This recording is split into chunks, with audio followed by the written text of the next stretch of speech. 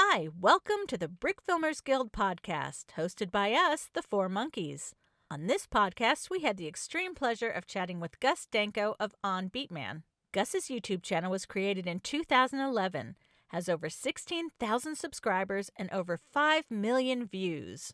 This podcast is sponsored by the Lego animation book Make Your Own Movies.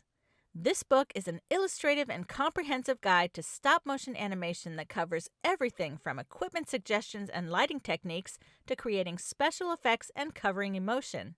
The Lego animation book Make Your Own Movies is a must-get for any brick filmer from novice to expert, perfect for all ages. If you would like to help support our podcast, you can do so by becoming a Patreon supporter. Get podcasts at least a week before anyone else, and other perks only available to our Patreon supporters. So, without further ado, here's our conversation with Gus.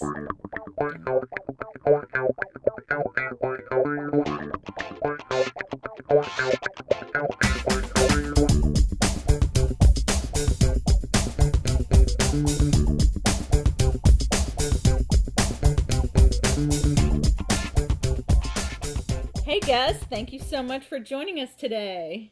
Hi, thanks for having me. And Happy New Year. Happy New Year to you guys as well. Yeah, you're our first podcast of the new year, so that's pretty cool. Nice. I can't believe it's 2019 already. I know, it's crazy. I keep looking at the calendar and just being like, what the heck, already? Yeah. I know, even our daughter, who's 13 now, she can't believe how fast the time is going by. Right, yeah. Man. So let's just jump right into this. How'd you get interested in? I guess we'll start off a little before, on getting involved with video production and filmmaking. What got you interested in that?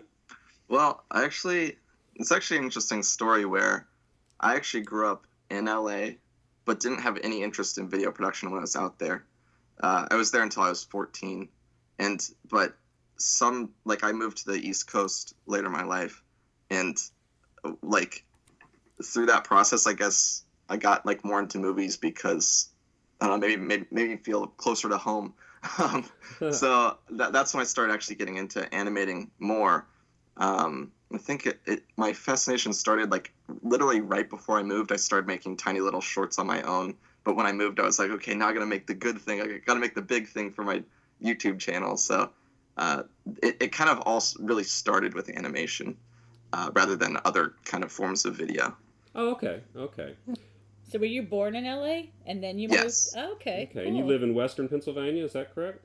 Yes, that's correct. Is it cold and snowy up there now, or not quite at the moment? Yeah, it's funny because actually 2 days ago it was warm, almost in the 60s, and then literally the next day it was a terrible storm, and now everything's covered in snow. Oh, Wow. so lucky. Yeah. I'm jealous. Oh, yeah? Is it not snowing over there? Not in the Snow. south. Not in the south. No. I like the weather here more than Kim. I'm from up north, and I definitely miss the snow big time. And Right, yeah. So I think that's one of the main reasons we moved over here. I think it's because my parents missed the seasons.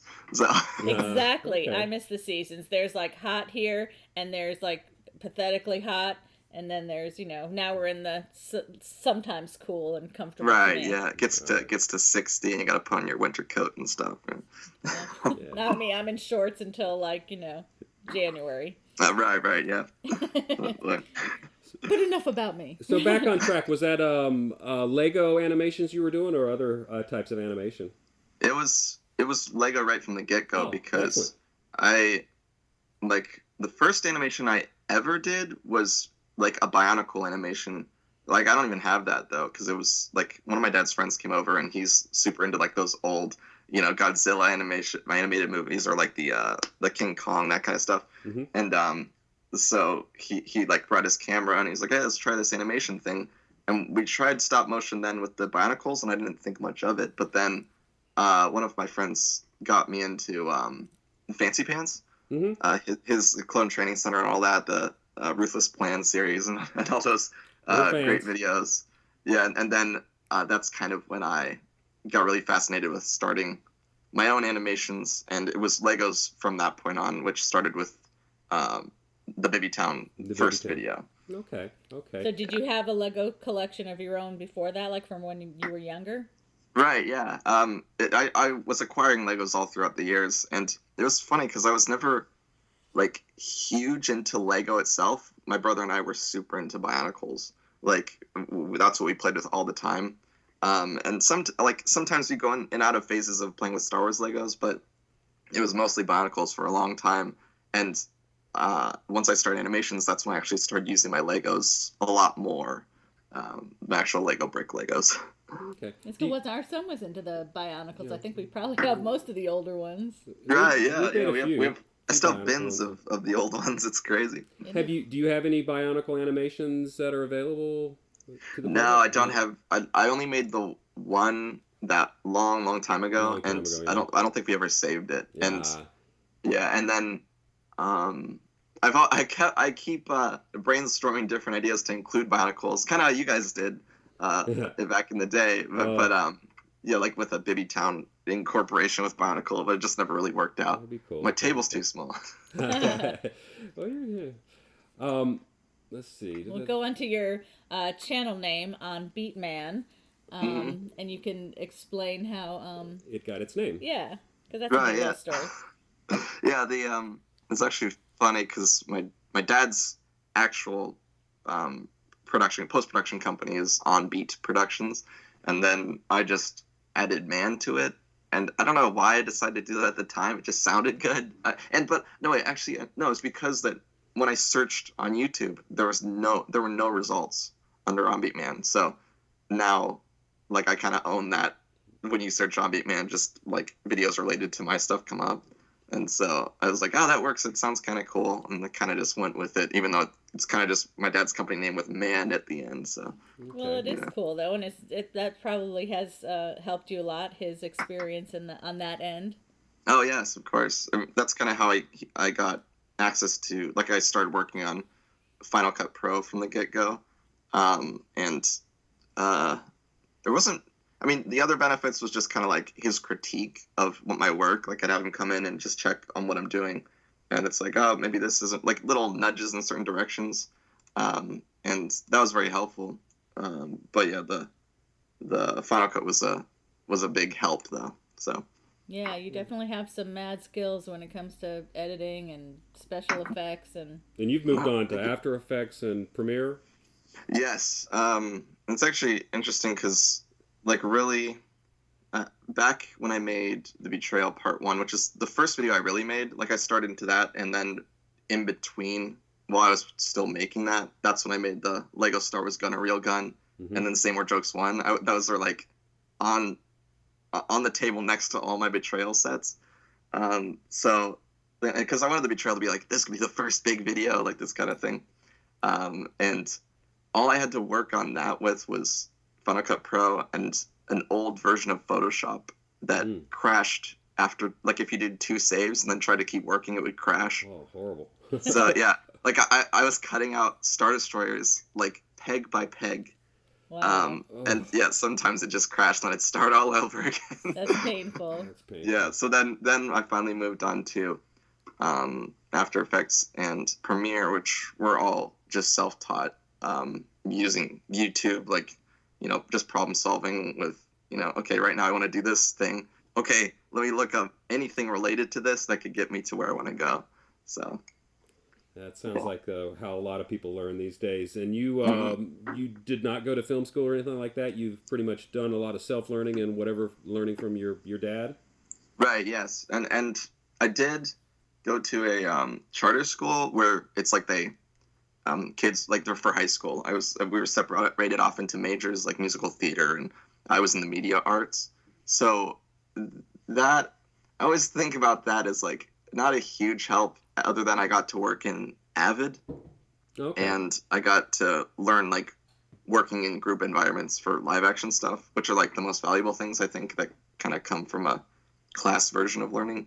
And so yeah, but I didn't learn any After Effects or things like that, sadly, but it's still a good experience to learn all that stuff. But that's then after high school I just kind of jumped into it, into my own stuff. So. And you Weren't started we just talking about Avid yesterday, though? I think we got a solicitation from Avid somewhere. That's I don't so remember. funny, though. Right, yeah, that's That's a big one. I can't stand it really, but like just the fact that you know how to use it is like good to, have, on your resume. So then, because a lot of higher end production houses still use it. Yeah.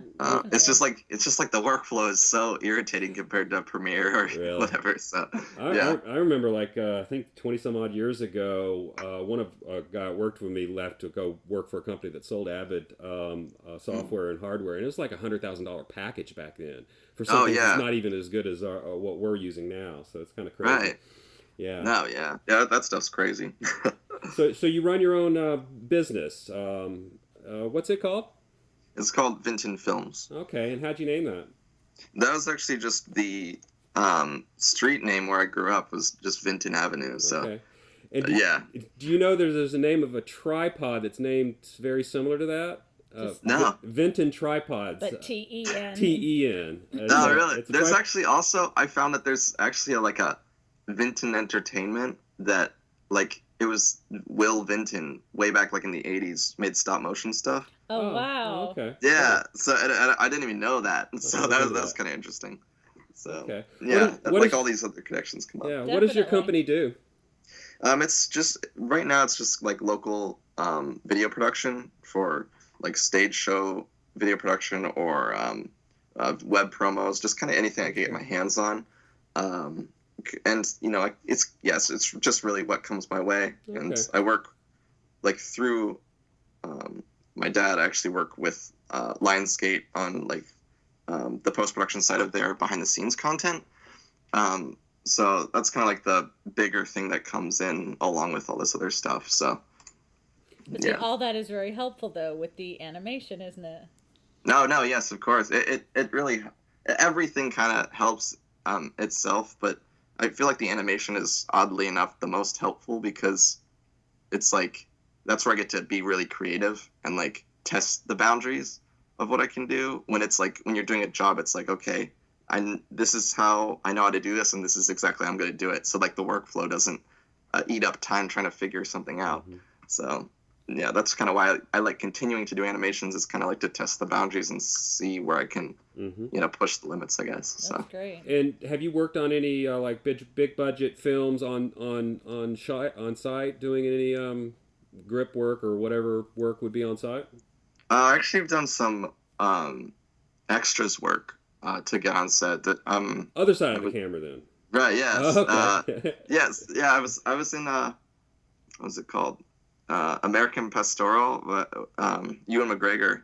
I got to meet Obi-Wan. Oh man, my God, Jelly. really? Yeah. Just came to the area, and it was great. I like got to I was dressed up as a soldier, and just got to sit there, and then he poured us coffee, and it was great because he was directing and acting in that one. Oh, wow, that is so cool. I'm a fan of him, so I'm gonna check that one out. Yeah, me too. Yeah, I heard the movie wasn't amazing, but someone who watched it did see me like in the corner of a frame. Cool. I was like, made it into the shot, because a lot of the extra stuff you do, you don't really make it into the final thing. Mm-hmm. So. That was really cool. Yeah, and wow, just to say that you met him and you that is so cool. Right, and other than that, I've actually been working on the visual effects for a local movie. It's like kind of a mid-range budget, but it's kind of like a lot of big, like removing crew or. But like now I'm moving on to like some explosion stuff and whatever. Mm-hmm. I can't really talk about the title of it or anything like that, but it's like, so that's kind of what's been eating up my time recently, and it's kind of just been like crazy hours of that. That sounds like one of those good paying gigs. No, yeah, but it's more one of those promised on the back end kind of things because it's like So hopefully that's the hope always. Cool. Yeah, but it's cool to be a part of those things, though. It's just to say that you were part of it in any way is just something really neat. Right, yeah, of course. So, yeah, I'm really excited about that. It's just kind of, you kind of get away from animation and then you kind of itch to come back and you can't really right now. So it's just like kind of a bummer. Yeah, everything's collecting dust. Right, yeah. So I guess one of your original first film, brick film you made was Bibby Town. I don't believe it's online public. You shared it with us. Right. But that was really good for your first Lego animation. That was really good. Thank you. I like the part where I think Bibby shoots something that turns Vader's uniform red or something, and it was a really cool effect you did there. How old were you when you did that? Oh yeah, I hit him with jelly. It was the jelly gun or whatever. Yeah. The thing that was based, I like that those line of like the brown bread and the jelly gun are based off of some comedy sketch, or no, like some stand-up comedian, where like an animation that my brother and I watched, like they just animated Lego Star Wars to this guy's stand-up, and I didn't know this at the time until like recently, but I believe that's what happened, and then kind of we took that brown bread and jelly gun and all that stuff, and just I put it into the video. So yeah, but I don't know, all that was really fun to try out. I think that was in 2010 is when I did that, or 2009, I forget. Wow, that's a long time ago. It was, yeah. Yeah. And is there a little story about Bibby, how you came up with the character? Right. Yeah. My brother and I, it's like we had crazy big imaginations when we were growing up, so it's like we just came up with this character. It's funny because we were watching a home video where my brother Gabe explained the early origins of Bibby, and it's like his name started as like Biddle Kid, and he was just like a bad kid who always did the wrong thing, and us being little boys, we were like, okay, the enemy is the goo or the girls, because it's scary, and so yeah, that's kind of like where it started from, like just like a childhood character we made up, and we'd always like, I guess they call it role playing now, but just like act like we're Bibby and like being bad or something like that, and so that kind of evolved into like this this new fleshed out character of Bibby Kibby. I don't know when we actually decided to call him Bibby Kibby, but like my mom would get us the blank white books from the store Lakeshore, and we'd like write little Bibby stories in there, and we like have like a little collection of books, I think. Well, that's awesome. So yeah, and then so now I kind of adapted that to Lego, because we play with our Legos occasionally with this character Bibby, who's like had the mustache and everything. So yeah, so that's kind of where that whole thing came from, and I have, I have like so many ideas for like a series, but it's just like one of those things where I've been like, it's not really gonna get much traction right now because it's not a known character and that kind of thing. So it's like, but still, I don't know when I can get back to him now, because it's like now life is picking up. So yeah. I guess that's kind of the origin of him. But it is. It's really neat memories and cool story to go with that. Oh, right, yeah. And then its sequel, Bibby Town, Bibby's Beginnings, was entered in our 2012 Brickfilmers Guild Animation Festival. I changed the name after a while. It was? And, it was at one point.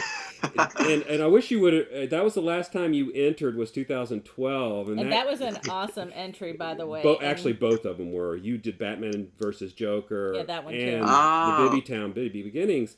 And what was interesting that year, the way everybody entered, there were 250 entries that year, and both those films were all in the nominations. I believe Bibby Town was nominated for the voice acting and the music, which I believe your brother did, and probably if I had to do it again, I probably would have had him win, because it was original music. I wasn't as good at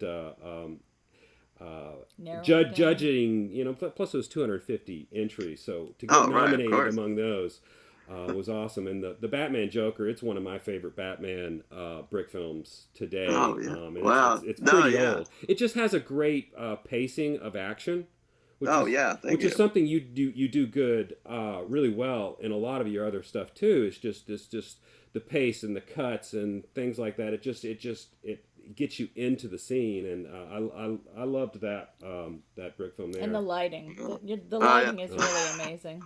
Yeah, thank you very much. There's actually like a funny story behind that.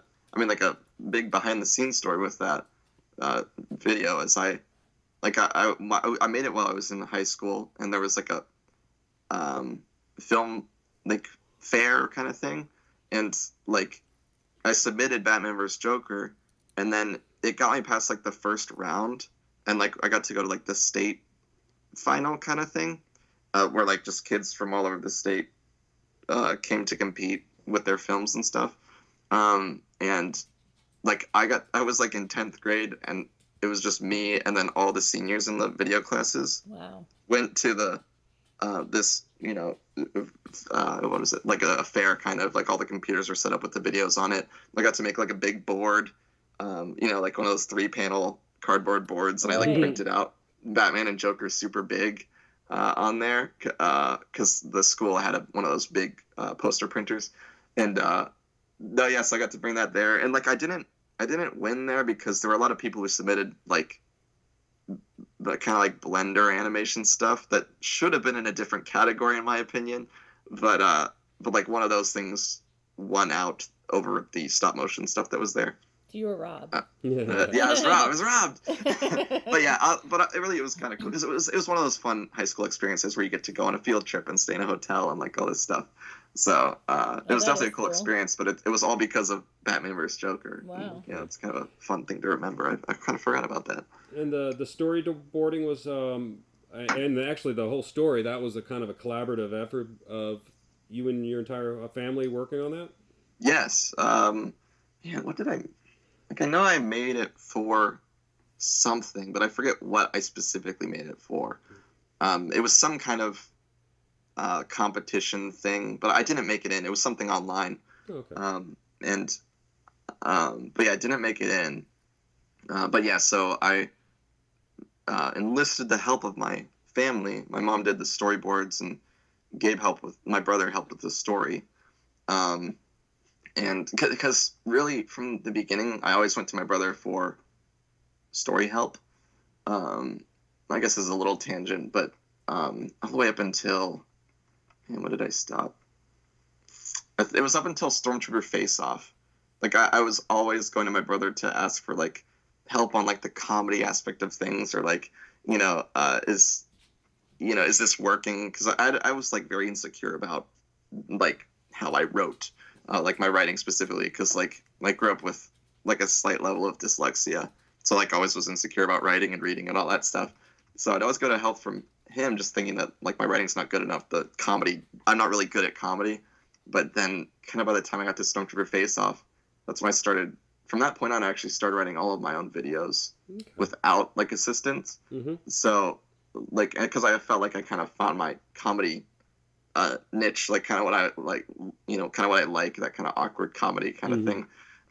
So yeah, but I don't know, it's kind of, I kind of like seeing that progression, because it, I'm just happy that I actually can feel like I grew in that kind of sense, rather than always needing help from like other people, I guess. So I guess it's nice kind of that you have them though for support and right, yeah. Bounce ideas off of. Yeah, I feel like it's a good thing, even just for anybody listening to hear, is just that, it's always okay to ask for help, and you don't have to feel like, like you're not gonna make it because you're asking for help or something. Because I mean, eventually you will find your specific voice from all the practice of figuring out what everyone around you is kind of suggesting. That's like, once you kind of realize that, oh wait, I can actually come up with a whole story now, just from the past experience of working with everybody. It's like, it's kind of a good feeling. Definitely. It helps you learn and grow on your own. So right, yeah. So which one were we talking about? Batman vs. Joker still? Yeah. That yeah. Where and you've been doing we bounce around a little bit, and you've been doing your own storyboards lately. Do you storyboard everything or most things? I actually used to storyboard a lot more things. Let me think. And now I'm kind of spacing on which ones I actually stopped storyboarding on, because it's like, it's very helpful to storyboard just to kind of keep your head straight. I think I actually storyboarded up until like A Date for Kylo Ren. Okay. Just because it's always been like, a good example is in the Betrayal Part 2. I had to storyboard a lot in that one, especially on like that bridge lightsaber battle. I love that. Which yeah, I guess it's also just the featured battle in the Force Unleashed 3 Lego Star Wars thing. And then, yeah, because I had to storyboard that because it's a bridge and like 3 Jedi against 1, you know, bad guy, and it's just like, okay, which side of the bridge are they on? Where's the camera? And like, and there's only one, you Big know, wall, power right? beam in there Oh, now, okay. so it's like, I kind of got to get that right. And I swear I messed up like at least a few shots in terms of where the beam's supposed to be, where the light's supposed to be coming from. Still, but yeah, it's just like things like that really made storyboarding important for me to just kind of have a checklist of like, okay, got that shot. Yeah, a lot of brick filmers will just do it in their head because they're the only ones working on it most of the time. Right. But I still think it helps out. I'm just terrible at doing it, so I keep it in my head. But right. Yeah. Oh, actually, yeah. Now I'm kind of remembering because like I think I just didn't do it for Kylo Strikes Back, but for every video like kind of leading up to it, it's kind of been like a progression of worse and worse storyboards in the sense of like you know, super quick sketches just so I can have a mental reminder, but mainly so I can have a checklist of like, okay, got that shot done. So I have like these tiny little, you know, it's like, it's like 16 frames per page. Just like, you know, these tiny little sketches of like super rough Lego figures. So yeah, that's kind of how I do it. It works out. It definitely works for you. No, yeah. Did you want to? I know we do kind of bounce around a bit. We're just kind of like yo-yos that way. Oh, no, it's okay. Sometimes you get off track, but we want to definitely mention certain things that are worth mentioning, like the elevator scene on the Bibby's beginnings. Yeah, that was an amazing. It was a cool effect. Yeah. Yeah, the lights just look great, and yeah, not everybody can capture that, and that really worked well. Right. Yeah. So that was like, I don't even remember. It's the clear, I think it's the 8x8 plate that has the holes in it, kind of the grate. And you use that as like a wall, and I think you put a light behind it, and I probably moved the light, which made it look like the elevator was moving. Right, yeah. It was really cool. Yeah, that was a fun effect, because it was like the least complicated thing to do, like in reality. Because it was just like, I had this, one of those big yellow flashlights that use like a big old battery, and I just held it outside and like kind of matched it. And this is back when I didn't have any kind of frame matching software. It was just like all raw animation, like not into the computer. So like I just kind of had to guesstimate what I was doing. So yeah, I just used a flashlight and had it go up a few times, and the thing was just stationary. So. And then when the bricks come up, when he like gets to the base level, it was just, you know, like stacking the bricks. So that's kind of how that was done.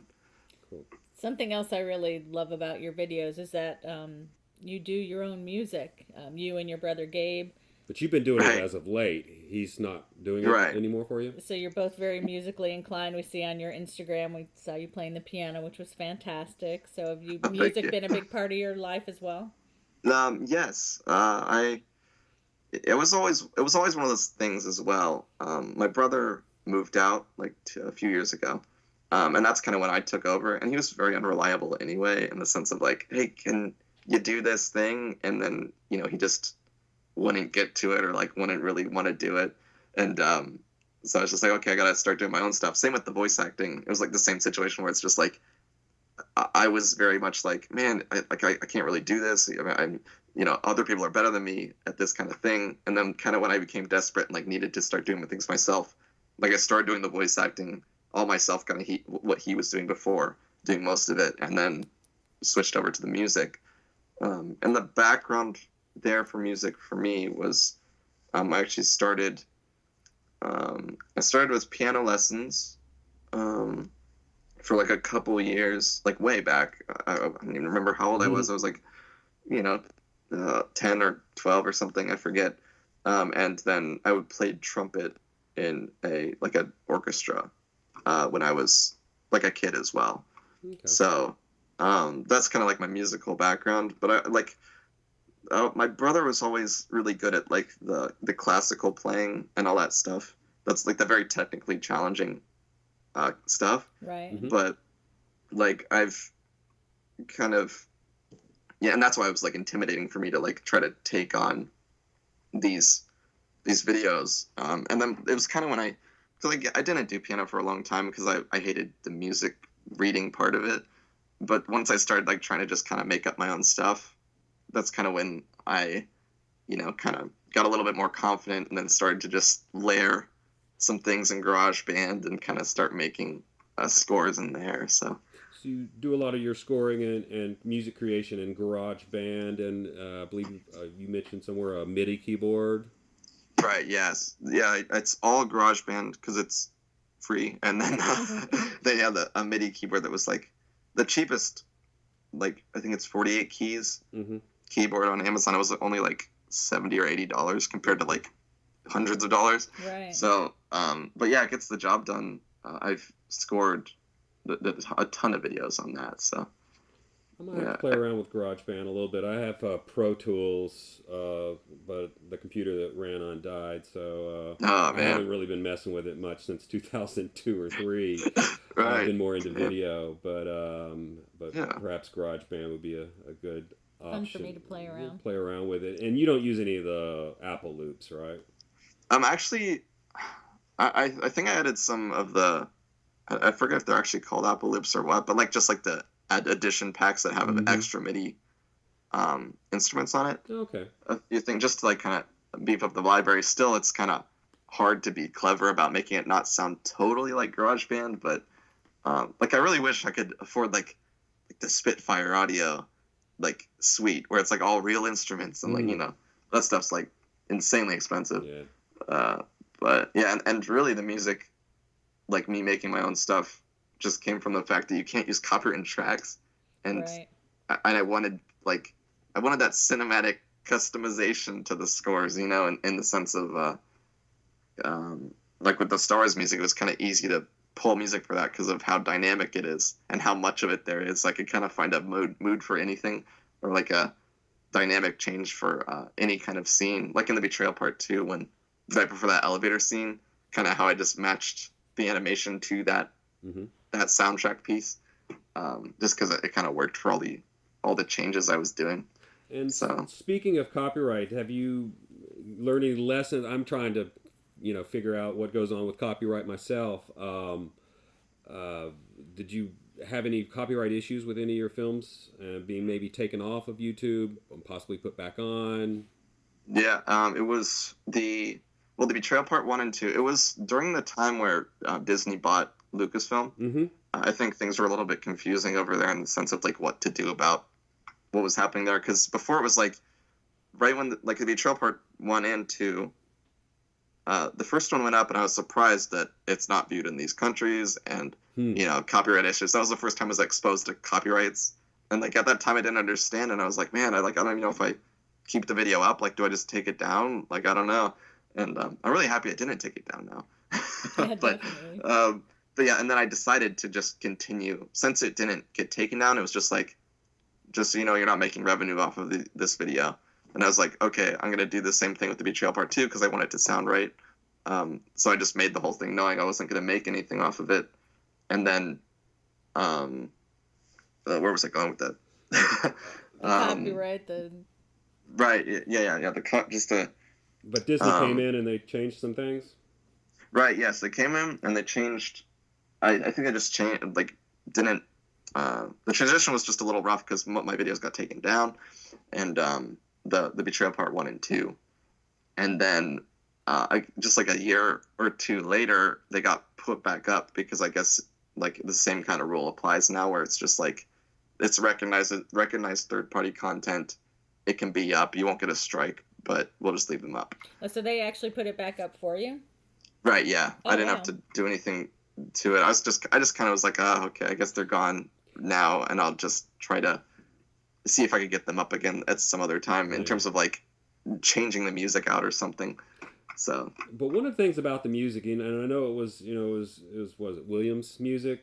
But yeah. You placed it so well in those films. Thank you. It was just like it just fit so well. It's like, this is Star Wars. Yeah. So that's the bad thing is you don't get any money from it, but yeah, it's like the music is half of Star Wars there, Oh no, yeah, of course. That's kind of how I felt going into the Betrayal Part 2. It's like, how can I do this without the Star Wars music, So. Mm-hmm. And while we're still on the music, on our last podcast with Alex, AKP Studios, you came up a lot because you guys worked together. You did the music for I don't remember which one. Yeah, I know. Our memory's so bad. Oh, no. The Star Wars video that you did the music for. Right, did the Chewbacca, Kylo Ren video music. That's what we actually watched that again today too. Oh yeah. That I mean the music was just phenomenal. So I mean you definitely have a talent for not only making the music but for knowing how to place it. Oh, thank you. It's great. Mm-hmm. So in case your ears were burning on our last podcast, that's why. No, yeah. That project was a fun one because that was I think that was the first. It was the first big project where I got to kind of. Actually, was it the first? Well, it's one of the first that I got to actually just be, creative on the music end and not have to make everything. So it's kind of cool to have that kind of freedom. I also did the music for. Man, I forget the channel now, but he made a Boba Fett short film thing. It was like a Star Wars. And I did the music for that, which was fun as well. But it was just kind of that creative freedom to. The Boba Fett Unchained? Oh yeah, I think it was. Oh, that was awesome. I can't remember who did it, so my apologies to whoever made it. No, yeah, of course. So you did the music, okay? Yeah, I did the music, and then cool. I also did because what was it? Fancy Pants. The first thing I worked on with him was the Titanfall video, and that was the first time I actually got to do some music as well. Because I did the visual effects for that and the music, and that was very basic MIDI electronic-y stuff. So, yeah. Well, hopefully somebody will give credit to the animator of that. I'll expect Sean Willis, Silly Penta, to step up with the comments and give credit to that animator. Yeah, right. Let's see. The Boba. All right, let's go to one of my favorite videos. Lego Watchdogs. Oh, right, yes. Love that. Oh, man. Yeah, you should have entered that in the 2013. Oh, yeah. That was a winner. Yeah, well, thank you. I'm trying to go back to that time. That was one of those, it was still in high school. It was kind of one of those edgy things where, using the Play-Doh blood. Mm-hmm. Just man. So that was Play-Doh, not clay? I actually believe it was clay, which sucks. Yeah, I found that Play-Doh is terrible for animating with, but clay works all right. All right, yeah. Clay works all right, but the annoying thing is that it's so greasy, at least the kind that I have. So it's just it was just really, a hassle to work with. And I think there's still red stains on my gray base plate. But yeah, I think you get some stains from the clay, yeah. Right. So, so it was edgy in the sense of using the blood stuff for me at that time, just because I was like, oh man, Cushion 8 does it, and but I don't know, my parents probably won't like that, but I decided to just go for it anyway, and then that was, I think I wrote most of that, and then I got some help out with how to end it. I was I kind of have the whole story worked out, but I just don't know how to end it. And that was one that my dad actually helped on finishing the story there. Does anyone ever help animate with you, or is it all solo? It's all solo except for recently when Alex, AKP Studios, helps. He has helped with several projects recently. So. But not in the same room, right? No, never in the same room. Have y'all met in person? We haven't met in person yet. I think you're about 3 states away from each other, yeah. Right, yeah. So we keep trying to see what's going to work out. I might go out to that area, in the spring or something. So might try to connect then. But it's worth a trip. I think he's from Chicago. Right, it's worth a trip to Chicago just to see Chicago. It's one of the 3 cool cities in America to see. So. And for the pizza. Oh, yeah. Pizza. Pizza, yes, New York, Chicago, and San Francisco, places you got to go to. But the Lego Watchdogs, I have to bring up again the lighting and the special effects, the rain, just. The rain shot. Was, I mean, they were just amazing. And there was also a shot with the ceiling in it. There's not a lot of brick filmers put a ceiling in, I'm a fan of that. So it was all very realistic, so it really just looked amazing. Thank you. That was. That I think that whole video idea kind of came from trying to push what I could do with visual effects and After Effects, because Betrayal Part 2 was the learning After Effects video, because like I didn't really know how to use it much before then. I got it like actually got the program like midway through making the Betrayal Part 2. So I actually went back and redid some effects with After Effects in that video. So then this was like the first big After Effects extravaganza for me. And I was like, okay, I want to try a rain scene because there's the CC rain filter.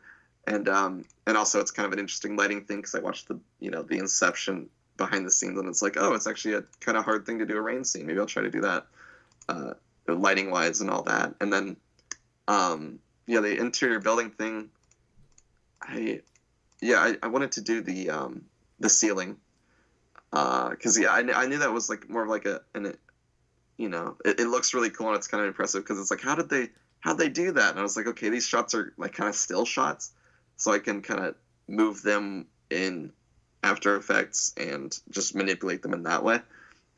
So it's pretty much just a still frame that I moved myself. But you created a lot of movement with the After Effects, the rain moving in the background and the light coming in from the outside of the building. So even though it was a still shot, it still had movement in it, which worked. Right, yeah. And yeah, I did a lot of the camera wiggle stuff. Mm-hmm. And yeah, at this point I was still asking Alex some questions about like how he was doing some, because he got into After Effects before me. So he kind of helped me get on my feet there in the sense of like, in the Betrayal Part 2, I was like, how do you make a lightsaber effect? He's like, oh, I'll just make a tutorial about it. And so he helped me learn how to do the lightsaber effects, how he was doing them. And then in this video, it was like the camera shake stuff. It was like the wiggle motion effect. And then that's how I was able to make like, shots like that big car shot that's in the visual effects breakdown. Mm-hmm. Where it's like I moved it's just a still image that I moved the wheels and then wiggled the shot and mm-hmm. made it look like it was moving or whatever. It's all about illusions. Oh yes, so yeah, that was my first big illusion project with After Effects and all that. So very cool. Yeah. Oh, and also that was the first video I made music for. Oh. So, right, yeah, because that was, I forget why I decided to do that, but yeah, that was the first project that I actually did music myself for. And then I guess a little later on, you made another project that had a lot of music. It was pretty much a musical, the Star Wars Lego George Lucas parody. Right, yeah. That was a funny one. Who did the music? Is that you or you and some other folks? That was actually a collab. That was like, this is like the main collaboration between me and my dad. Because, he's always been like a Star Wars purist, like in terms of episode 4 and 5, and then nothing else exists. And they are the two best. No, right? Yes, of course. and it's like I'm of that same mindset in the sense of like, yes, those are the best. Those are my favorite. Those are like great movies. And then, but I can still watch the other ones and enjoy them. Or like my brother and I mean, it make people mad, but my brother and I watched Star Wars Episode 3 and like laughed throughout the whole thing, just like making jokes about stuff we heard on the Red Letter Media the Red Letter Media stuff or whatever. So we kind of enjoy those movies in a different way than I think we should. But the best lightsaber battles are from there. The first 3. Oh right, yes. By far, nothing's better. They are. I'm waiting for a good lightsaber battle in episode 9. Oh, you ready? You ready for what in episode 9? I'm hoping they have a real good one in episode 9. A lightsaber battle. I didn't. The thing in the throne room. That one was a cool fight, but it wasn't quite what I wanted. Yeah, right. I was just thinking about that like yesterday. Like these random thoughts come up in my head about that movie a lot, and it's like,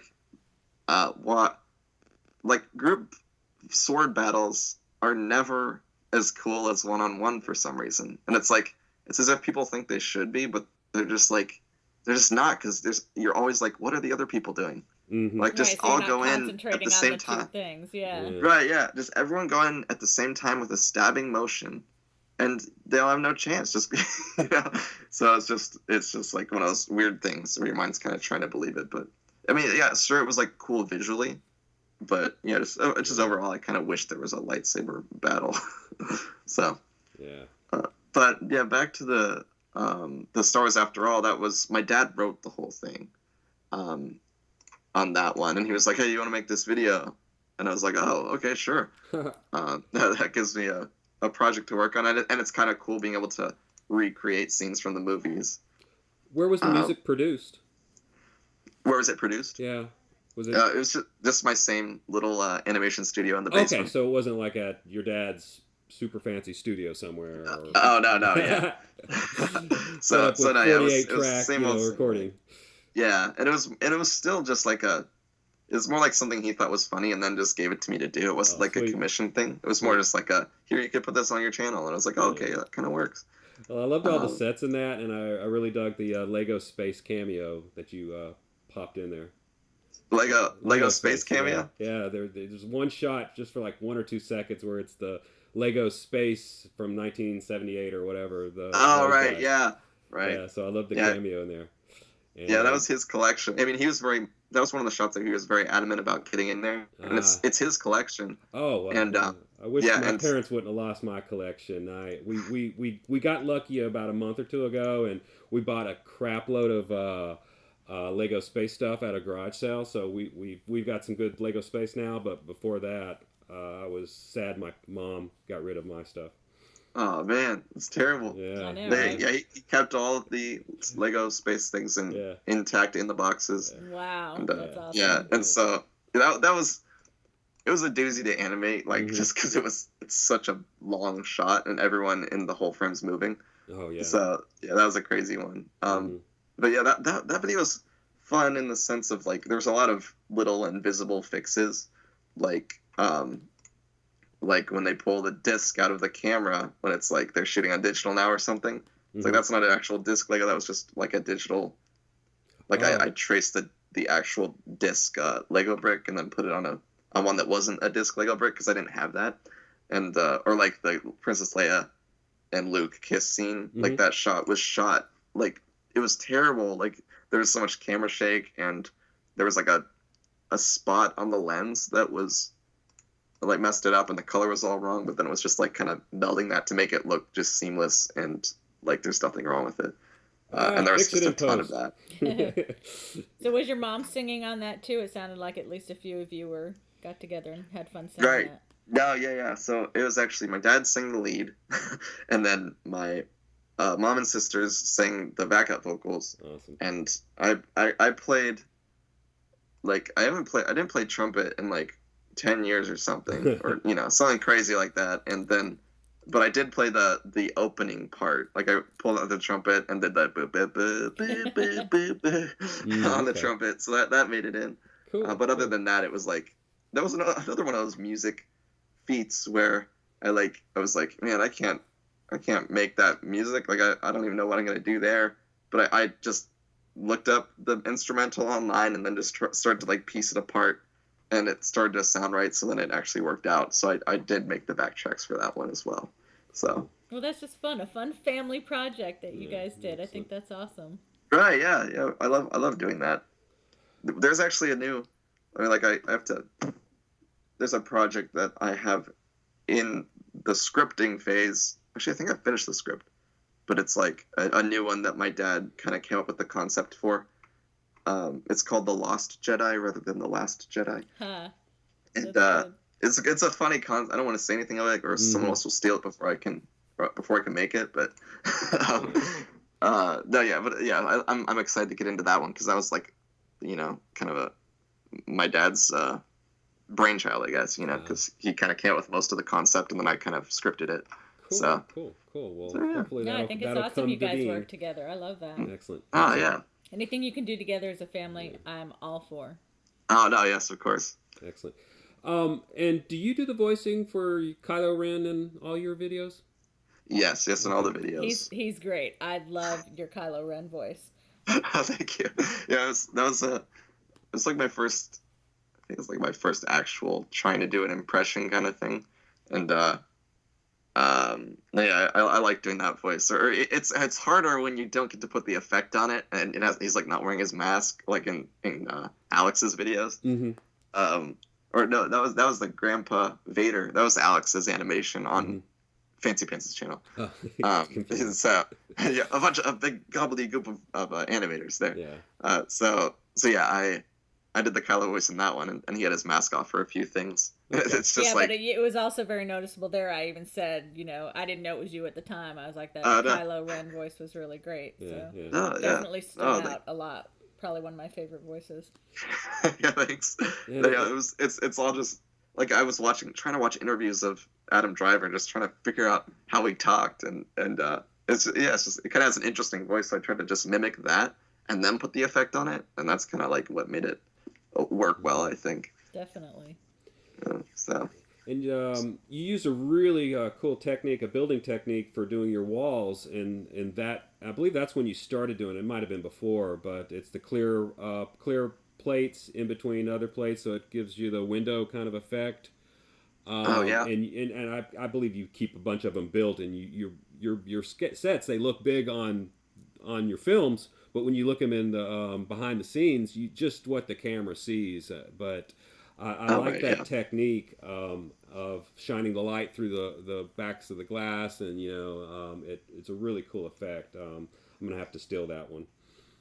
Oh no! Yeah. Which video was that? It's in that one and many of your other Star Wars ones after that. Breakfast for Kylo Ren. That's Breakfast for Kylo Ren. That's where I think I noticed it for the first time, but I believe you've used that same technique of backlighting your. It's like a great the Star Wars walls. Yeah, Star Wars walls. Yeah.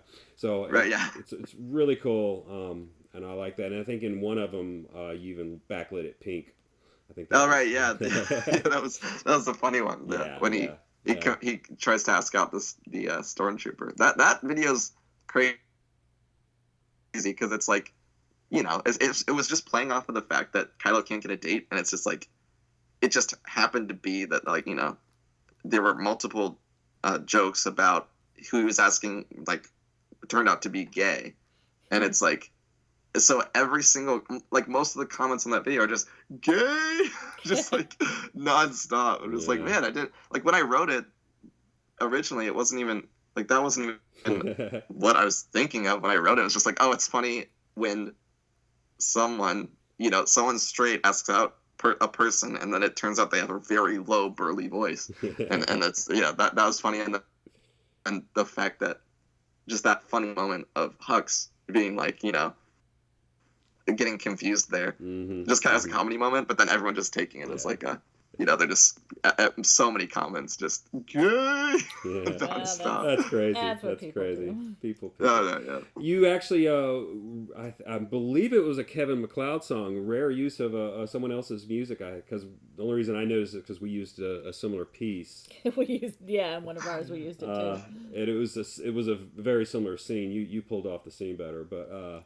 No, if I seen that one. Dude, it was a dream fantasy of the ship's computer. I wrote that one. That was the one. That was the one. You wrote that one. I actually wrote that entire thing. I told him what I wanted, what I saw in my mind, and he actually brought the entire thing to life perfectly. So it was really neat. Oh, that's great. Except for the crappy green screening, chroma keying, which I'm not good at, which you are very good at. Which I want to kind of tap your brain here. How do you pull it off? Is it because you're backlighting the stuff so well, or the background's not too bright?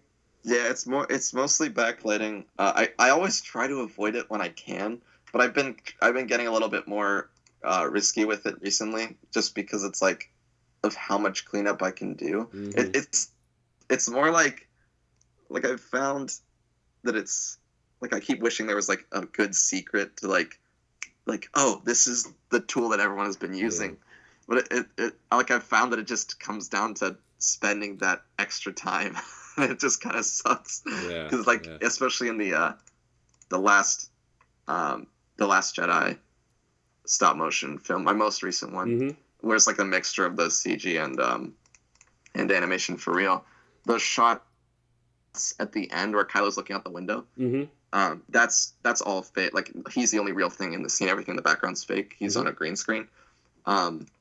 And like what I had to do there is like split it off into several layers because I just shot it. You got to shoot it as flat as possible so everything is in focus. So you open set up your the exposure rate super long then.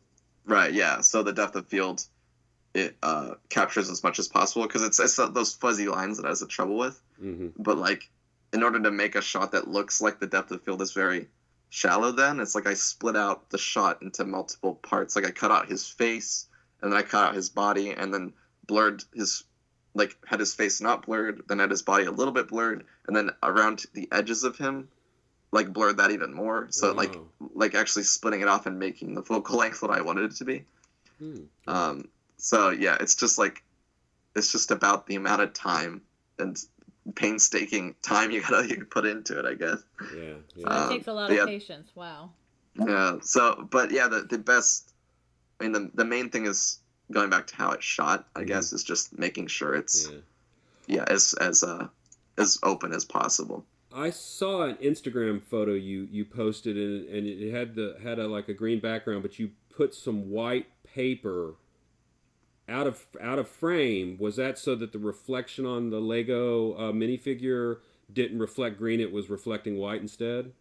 Yeah, I've done that a lot before too, because it's just like constant problem solving of like, where's this green? It's always the reflection. It's like, where's this green reflection coming from?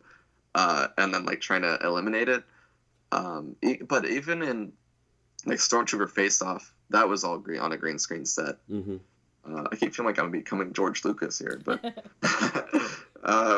and like that was all on a green screen, and there was a lot of bleed over. But I mean, the scene was shot so bright, but also the bleed over didn't really affect the scene because what's behind it is just gray. It's just tan anyway. So yes, it's just more about what you can get away with, I guess. So yeah. Have you ever done any shots that just use a large background or a backdrop or anything like that successfully? No, I don't. I've usually have to buy that stuff, so it's kind of a pain. Right? Yeah, I've always because I remember always trying to like think of ways I could do that. I think the most I've done. I don't think I've ever actually gotten to it. I've thought about doing it for like Baby Town and stuff like that, but I'd always turned out to just do the blue background. But yeah, I always thought about it with seeing Forest Fire's animations or stuff like that, where he has used in the past a lot of like printed backdrops or anything to extend the sets. But yeah, I just never got around to it, I guess, and then jumped to green screen before I kind of got there. So, but yeah, before I never wanted to use green screen. I was always like cutting out people frame by frame, to cut them out of the background. Because what's the one? What is it called? Oh, the new Lego Star Wars gun, or real gun, the more recent one. It was like 4 years old instead of 7 or whatever. That one, I didn't use any green screen on that. Like I just cut everyone out frame by frame to put that city in the background. Wow. Kind of silly, but I did it. But I mean, one tip, if people are wondering, I mean, something I just realized here that I've learned since is that like you can kind of tell when it's a fake backdrop because there's no movement in it, but if you just drop a layer of grain over it on like a very low setting, I think in After Effects, if you use the easiest way to do it is if you drop the filter called noise on it, and you like bring it up to like 0.4% or maybe just 4% or something like that. But that just makes it look more real and more vibrant. It makes it sparkle a little. Right. Yeah. It's more about that your eye can tell when it's not moving, and it also gets rid of those. Like, I'm sure people have trouble with this all the time because I did forever. Is like when you put a lens flare on something, and it's like you get that weird wave effect.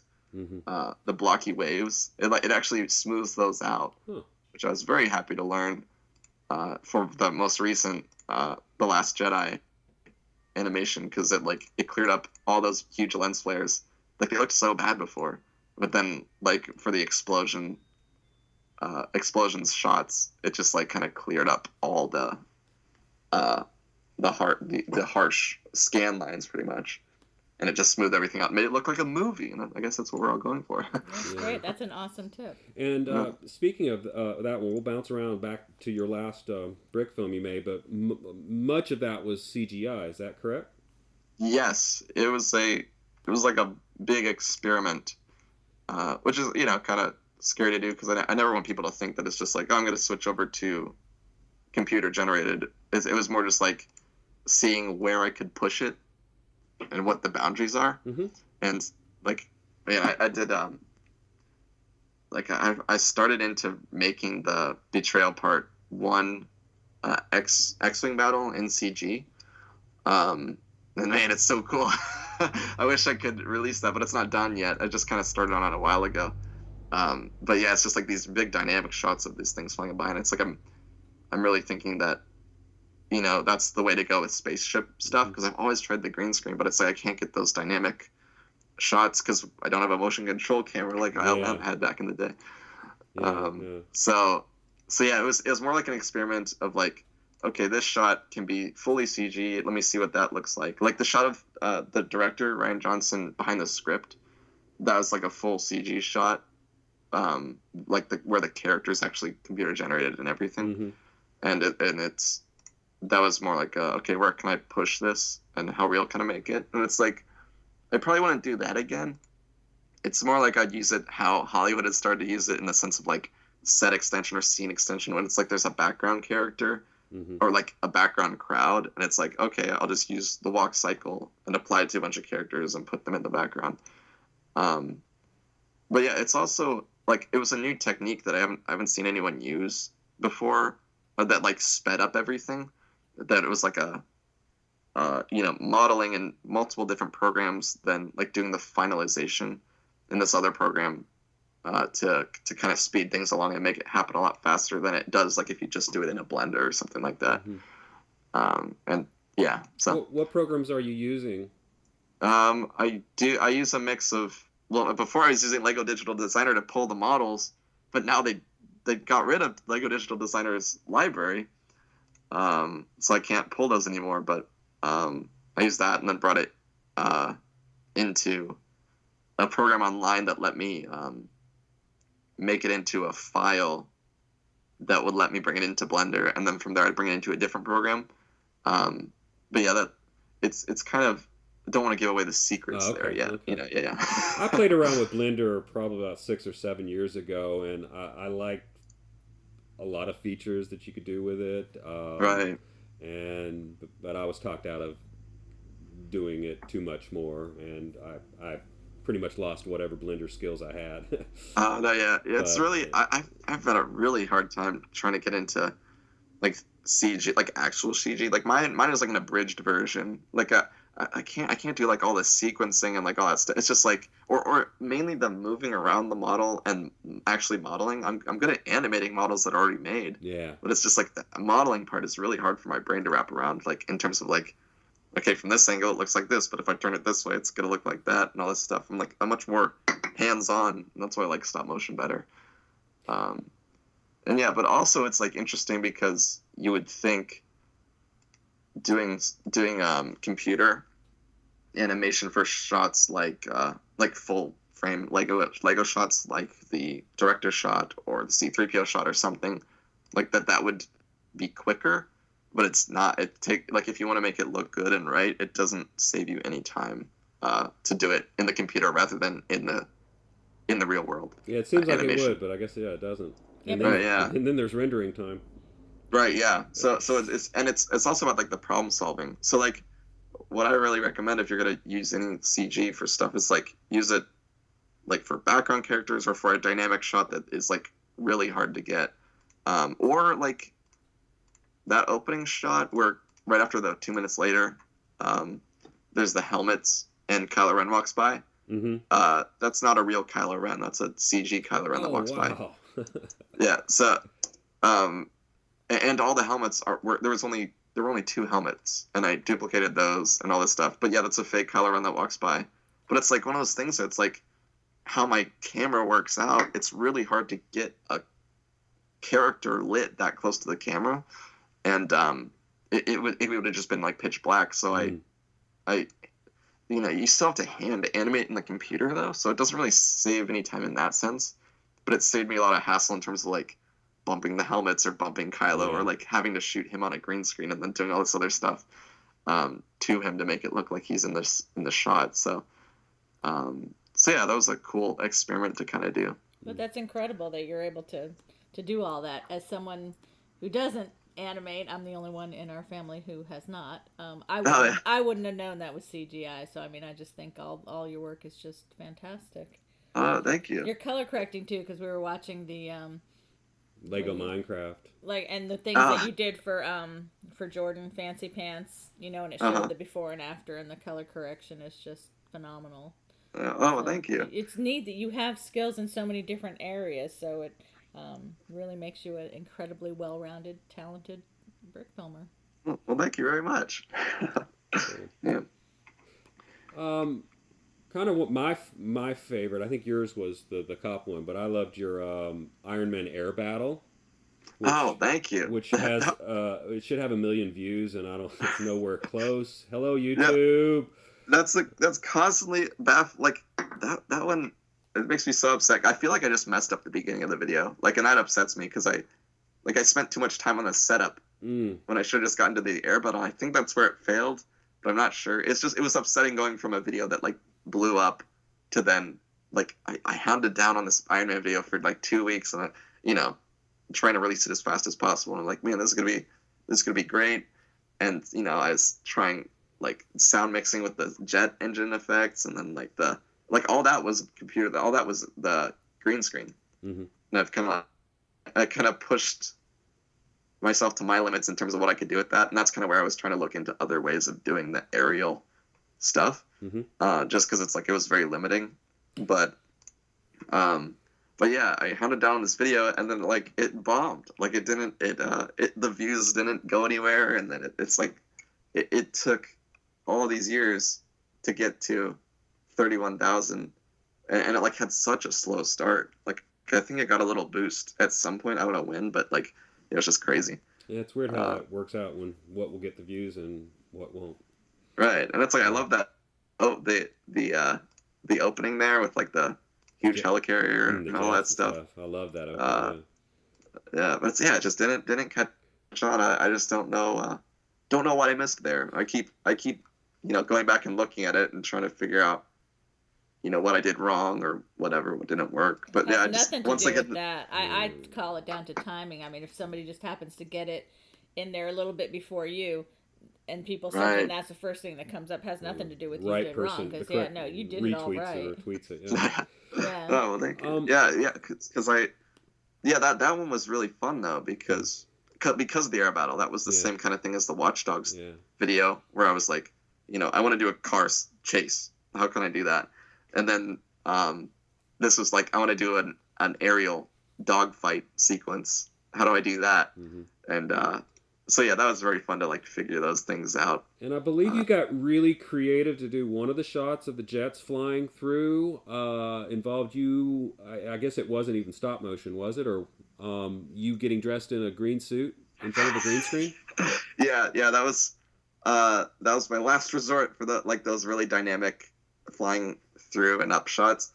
I dressed up in my greenest shirt and put looked up online how to make the ninja mask with a t-shirt, and then did that with my hands and just put these handles on the back of it, which these planes are huge. They're really heavy. Yeah. So it was really hard to not have those handles break off, which were just made of Lego. Oh. But I had it fly through, and then after that I had to go through frame by frame and remove some problems with the shot. Mm-hmm. So that video. But you shot insane. Those real time. You didn't shoot those stop motion, correct? Right. Yeah, I shot in real time, and it gave it a real feel for how the plane would fly. Though it's hard to figure out without stop motion or motion control rigs. Right. Yeah. So that was really difficult to get those, and then especially to finish them. And that was one of the first videos that I did 24 frames per second. Because I started doing 24 frames per second with Stormtrooper Face Off, and from that point on, I kept doing that. So Iron Man 2, the Iron Man film was 24 frames per second, so I could just actually shoot it at that frame rate. Oh, that's cool. On the camera, and then put it in. So you still shooting 24?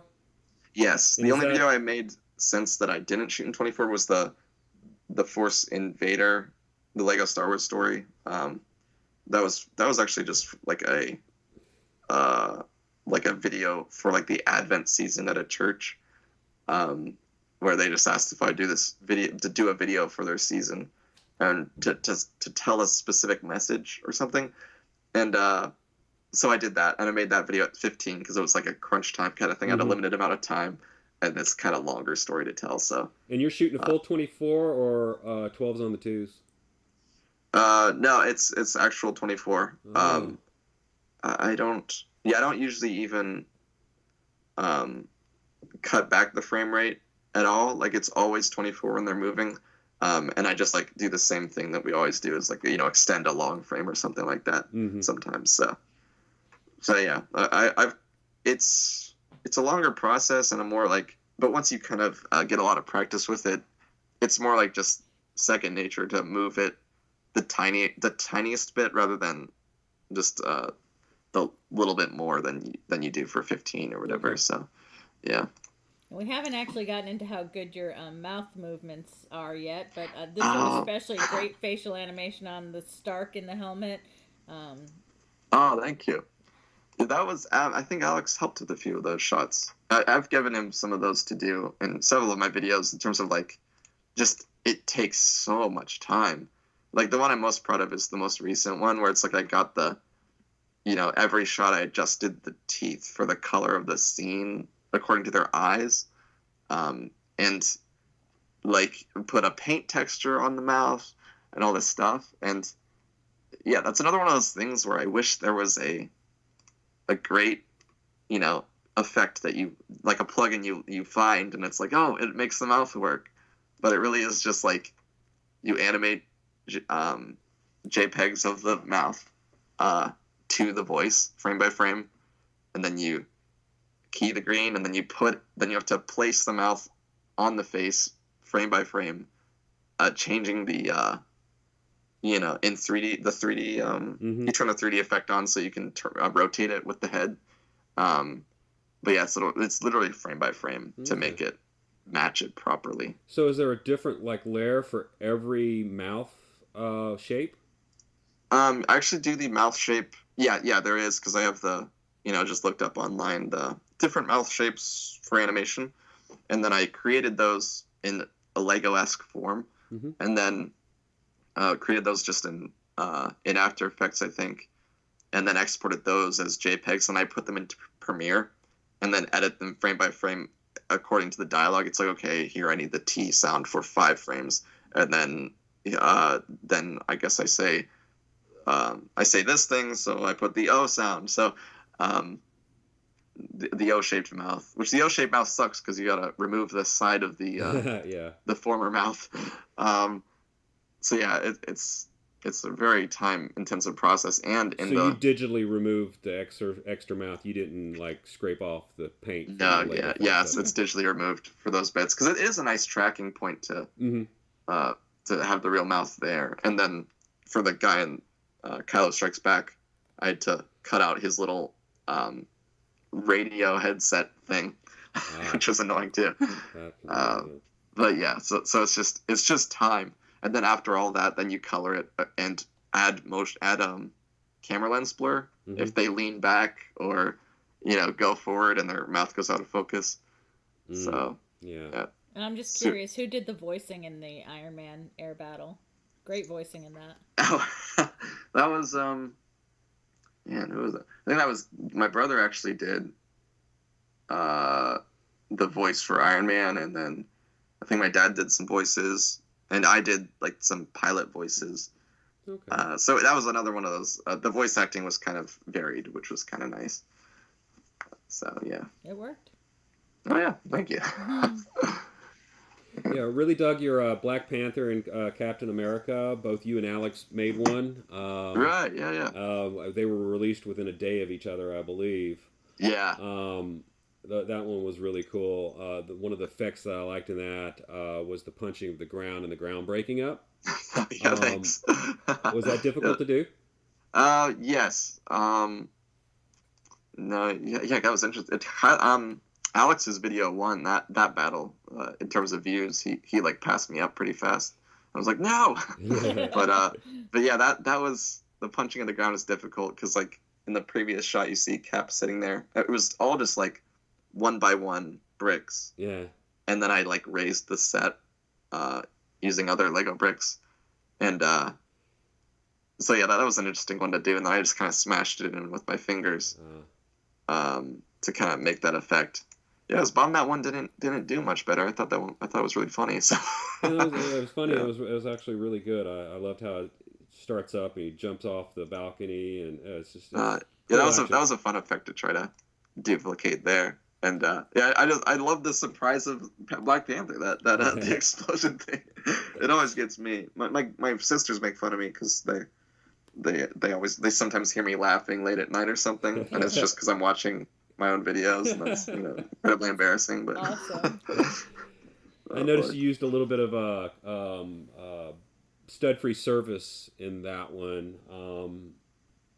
Oh right, yeah. Was that inspired by Alex's work? Yeah, well, a mixture. Like everyone's inspired by Keshin. Yeah. And then I think Alex pushes me a little bit more because it's like, oh man, he did this. I want to try that. He's much better at the stud-free stuff than I am. He's gotten specific compliments from Keshin about it. Oh, wow. Very jealous. No, just kidding. But yeah, so I've been trying to get away from the studs, and like I've just always avoided it because I've always used clay. But then once I learned that sticky tack or that stuff exists and how it works in comparison to clay, I've wanted to try it more because it doesn't leave residue all over everything. So I do want to try that more. That's one of the aspects of my videos that I do want to improve still. So yeah. Well, in a way, Keshin kind of helped you too, because Keshin's the one that recommended Alex to me. Yeah. And then we talked about you on that podcast, so then that kind of led us to you. So in a way, he helped you too. Yes, of course. Yeah, man. Yeah, Kesh. I love Keshin's work. It's like his comedy is just so hilarious. I like, and it sucks because when you like Lego videos, it's like you bring up a reference in public settings, but like so often, like I think of the Superman one that he made. It was like when those guys look up and it's like, it's a bird, it's a plane, it's a plane. It's like, I already said that.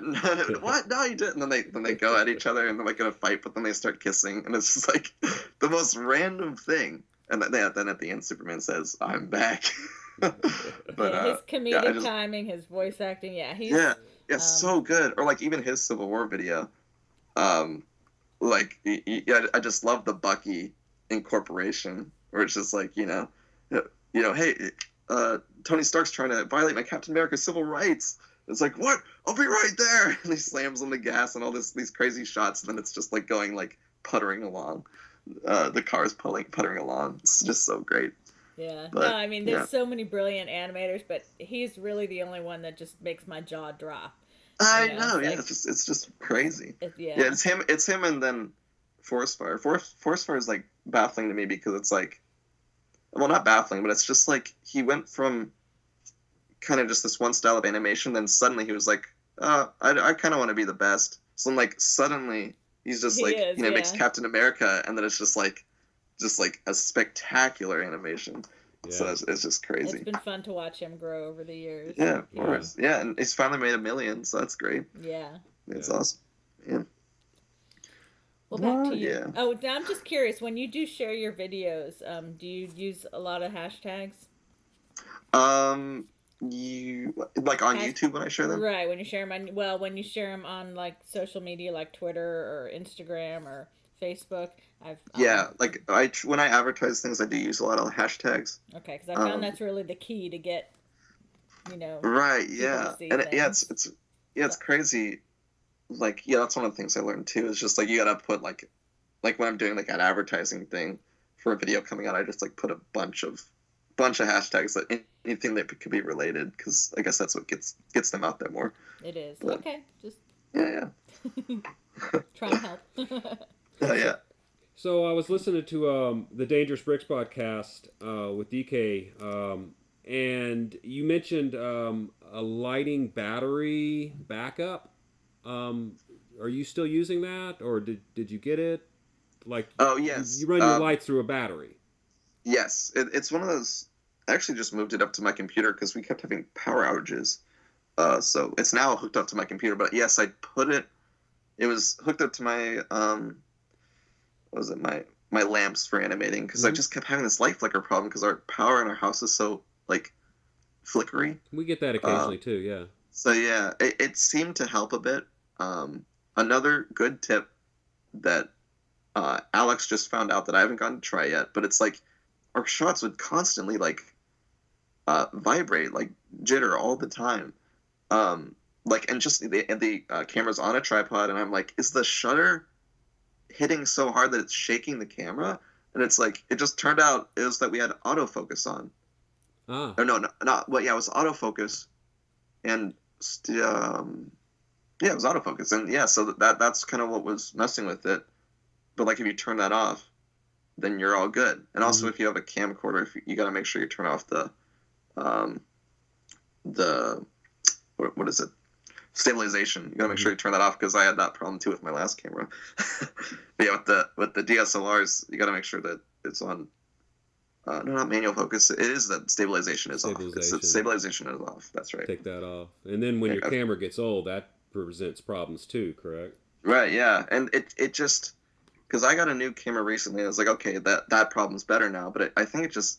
But Alex still has a T3 camera, and he was having a big problem with the same thing I was having. But then once he turned off stabilization, then it wasn't having a problem anymore. So that's a great thing to find out, because we were really, like, I had to go in and stabilize shots, because to get that jitter out of there.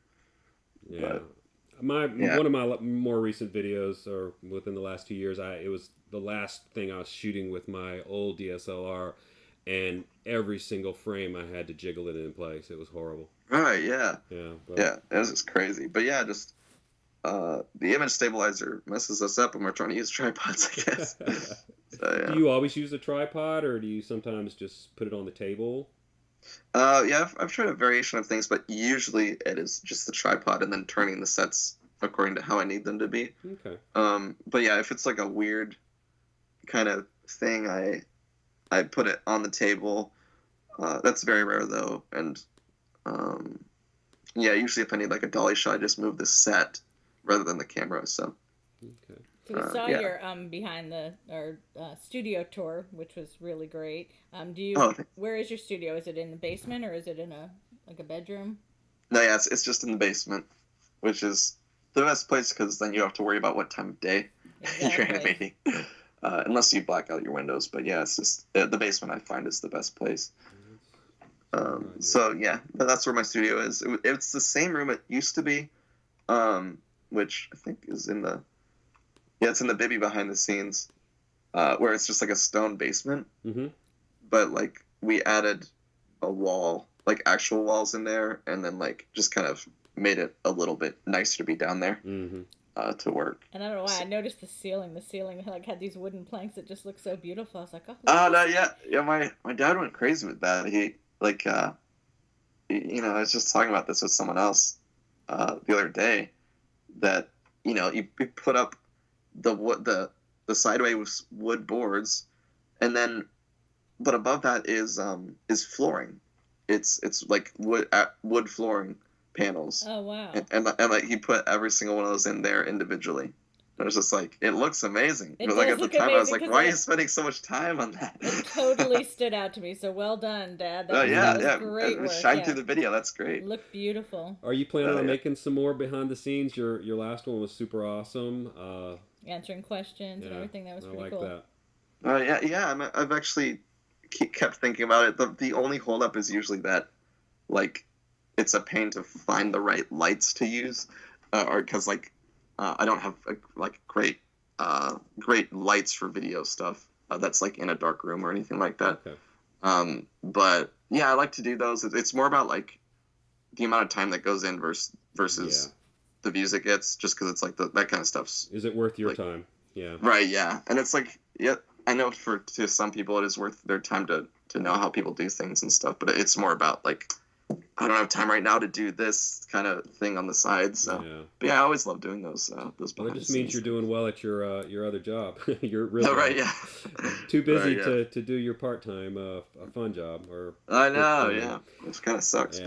But and that's why I like these podcasts, because I think everybody always shares their own takes on certain things, and I think it's very helpful to people listening. To see of course. Things. Mm-hmm. Yeah, and it's like I constantly go back. I've been back to videos that had great impacts on me when I was starting, like the Tim and Fred series that filmy guy made. Yep, Sean Willits. Yeah, Sean Willits. Yeah, amazing. I love that series. That was like my favorite animation series when I was starting. Like the Valentine's Day one, just like the Inception based video. My brother and I like joked about that so much. Like those videos made such a big impact on me when starting YouTube, and I still think about them to this day. But it's like I go back and it's like, it doesn't have that many views compared to like what me now thinking is like, oh, this didn't do well. But it's like in reality, it's like it still made an impact on someone the same way like those kind of videos made an impact on me. Definitely. So again, it's great important voice to like acting too. I mean, it works so perfectly. I mean, they look like they seem so real. Right, I know, yeah. So yeah, those were always a joy to watch. I wish you continue making more of them, but I hope you do, and I hope you make some more tutorials. Those were really good. They were easy to follow, well narrated, and so please keep making the tutorials as well. All right. Okay. Time permitting. Yeah. Time we permitting. understand how that goes. I'd rather see a brick film, but right. It's add some value to your channel. It's fun. One of the other things I noticed is all your thumbnails on YouTube are beautiful. You do a great job creating your thumbnails. Thank you. So definitely. YouTube always says it's very important to do that. So yeah. We're not that good. Yeah. It takes a lot. It takes a bit to figure it out, but like it's one of those things that you constantly think about from the start of the video. Like, because it's like, okay, if they don't like the thumbnail, they're not gonna watch the video. So I gotta figure it. Like this, like one of the most important parts for me. So it's like, I've started to sketch them out and like kind of try to find it. Like with the Kylo Strikes Back, like I had an idea of kind of what I wanted, and then like I just kept working on sketches until I kind of figured out the general idea, and then kind of put it into reality. And I've kind of done that since. What have I done that since? Like, I did it for the Tale of Two Darths, I think, and then from there on, like just sketching it out and trying to make it very like appealing or whatever. Like the date for Kylo Ren, him with a girl and his lightsaber on. It's like that shot's not in the video, but it's kind of like, what's gonna happen? Why does he turn his lightsaber on when he's like facing this girl? Like that kind of thing. So I was trying to find some intrigue in anything, in one picture. So. You put about 1,000 times more effort into it than I do. I know. It's like everything you do is so time consuming. I mean, I guess that's why it works so well. But wow, kudos to you for like having that much patience. No, thank you. That's why it's like it's just like a huge time thing to get into it. I'm like very much like anxious about just letting a project sit too long, because then I'll just walk away from it. Mm-hmm. So it's like it's more like, okay, I have a few week period of time where I don't have too much going on. I'll hone in on something now. And I've tried to like limit myself to a time frame, like that's what I was doing for a year, was like every 2 weeks. And I pretty much kept to that for a while. And it was insane, but it was really worth it because it like really boosted the subscriber count. But it was just like a crazy year in terms of like nonstop work and then like all-nighters and stuff like that, trying to get this stuff out. Mm-hmm. So when you're animating, do you listen to anything, any music or podcasts? Yeah, I listen to music mostly. I haven't listened to podcasts. I've watched YouTube though. It's kind of like it depends on what I'm in the mood for, but I either listen to like movie soundtrack music or watch videos about or like I watched The Hobbit behind the scenes stuff. Even though I didn't like those movies, the behind the scenes is very well put together. Or like anything from behind the scenes stuff from Force Fire, which those videos are always great, and you should make more. Yeah, you should. And But kind of anything to make, inspire you in a movie sense, I guess, is what it is for me. Cool. That's smart. Yeah. Give you tips. Yeah, or even, well, a lot of the time it's also the behind the scenes for Star Wars, the prequels, because the behind the scenes are very in depth, in terms of, like, especially when I'm working on visual effects, that's what I put on usually, because they go into depth a lot with those featurettes of, making their characters and stuff like that. So it's like more of like an inspiring thing, and to put you in, like, have sounds in the background that are like, you're not alone just in this room working on these videos. Yeah, it can be a very lonely job. Right, yeah. Yeah, so, and you're in a dark room, and it can get tough, especially usually you're by yourself. There's you don't get the opportunity to work in a team. So I know you said you and Alex haven't met. Have you met any other brick filmers in person? No, I haven't. It's Alex is the only person that I've actually kept in contact with, and we're to a friend's point. I mean, we talked on Skype and stuff, but that's the closest we've come to meeting. But we like text all the time, and kind of keep in touch. More than just on the YouTube side of things. Just like talking about techniques or anything like that, or like what's up. Yeah, very cool. Cool. I hope y'all get the chance to meet each other, and hope maybe you can get to do a project with each other in person. Right. Cool. Yeah. Definitely cool. Yeah, that's the hope. Cool. But yeah. Well, as much as I hate to cut this off, I do have one other question. Do you still have your keychain, the Stormtrooper keychain? Yeah, he's quite beat up. Like, almost all the paint is gone. Yeah. But he's still there. I haven't replaced him. This is like none of the new ones have kind of compared for me. No, wait, cool. Did you see the new X-Wing set? I'm really upset about this. The new X-Wing set, they changed the X-Wing pilot helmet design. Oh, really? Do you see that? Oh, yeah, it's like, I don't think I noticed. Yeah, it bugged me so much because it's like it went from, like, it reminds me more of like a Duplo style helmet than a more Lego style. I was with my girlfriend in the store like yesterday actually, and I was like, look at that. It's like, it looks like a kid's toy now, and she's like, it is a kid's toy. I'm like, no, it's not. No, these are for professionals. Why would they do that? Why would they change it? I don't know, but yeah, it really bugged me. It has a little, like, orange visor on it now, which I guess is good, but it's just like they changed the print of it, so it's a little bit more bulky and more of like a, in that style, which kind of bugged me. But now I gotta hold on to my collector's item helmets. There you go. But yeah.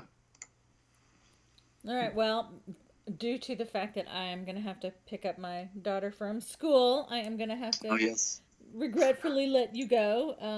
You've given so many great tips and stories, and you've been a lot of fun to talk to. We really appreciate it. Thanks for having me. It's been great. Yeah. And definitely make sure you enter whatever you do this year into the Brick Filmers Guild Film Festival for 2019. Yeah. Okay. Yeah, wow. Please, when does that happen? That'll be at the end of the year. It's just it's whatever your best film is for the year. You have till December 31st to just fill in one little small thing on the website. For 2019. Each year is that we have the kinds for whatever dated that year. So. Unless you want to judge, because if I keep the rules the same, you've just become eligible to be a judge. Okay. But it's up to you. We'd rather have you enter, but Yeah. Either way, okay. It's all good. It's all good. Yeah. So definitely thank you for talking. And with I'll us. make It's sure been a everybody pleasure. has all of your links to find all of your fantastic work. Definitely take the time, everybody, to watch the videos. You won't regret it. Thank you very much. And it's Friday, so have a wonderful weekend. Thanks. You too. Thank you. Bye. Keep in touch. And keep those awesome videos coming. Great work, really. Very impressive. Thank you. All right, we'll talk soon. Talk soon. All right, bye-bye. Bye. Thanks so much to Gus for spending time with us and sharing so many wonderful tips and stories. And thanks to everyone who stuck with us through this entire podcast. Please check out our sponsors and partners on the Brick Filmers Guild homepage, and don't forget to check out Gus's amazing brick films on his YouTube channel. We want to give a huge thank you to our Patreon supporters, Spuggastew, Something's Awry Productions, Frame 5 Studios, Mind Game Studios, Dark Dragon Films, Forest Fire 101, Sanjira, Spencer Katz, and Paganimation. You guys really inspire us to keep creating more of these in-depth conversations with the world's great brick filmers. If you would like to sponsor one of our podcasts, please contact me through one of our social media sites. We would like to thank Kevin MacLeod for his wonderful music, which we use for our podcasts and in our brick films. If you're listening to this podcast on iTunes, please rate and comment. We'd really appreciate that. So, until next time, bye y'all.